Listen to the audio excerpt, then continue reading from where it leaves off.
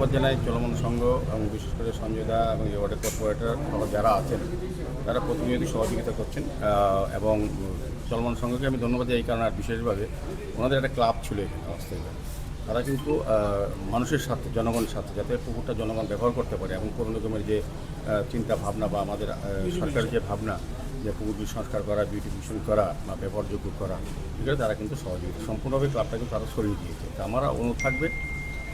সার্বিক উন্নয়নের সাথে কিছু কিছু মানুষ হয়তো সাময়িক অসুবিধা হতে পারে এগুলি যাতে মানুষ কনসিডার করে সহযোগিতা করে সার্বিক সবাই কথা চিন্তা করে আমরা আগরতলাকে নতুনভাবে সাজানোর চেষ্টা করছি সেই সাথে কাজ চলছে আমাদের রাজ্যের মাননীয় মুখ্যমন্ত্রীও এই বিধানসভারই উনি বিধায়ক তো উনি মুখ্যমন্ত্রী যেমন এই এলাকার বিধায়ক ওনারও একটা নির্দেশ আছে উনিও এটা কয়েকবার ভিজিট করেছেন বলেছেন দ্রুত কাজটা সম্পন্ন করার জন্য এবং যদি কোথাও বাধা আসে উনি নিজে দায়িত্ব নিয়ে দেখবেন উনি বলেছেন এবং সেইভাবেই তিনি শুধু এই মধ্যপাড়া না এই 2 নম্বর ওয়ার্ড না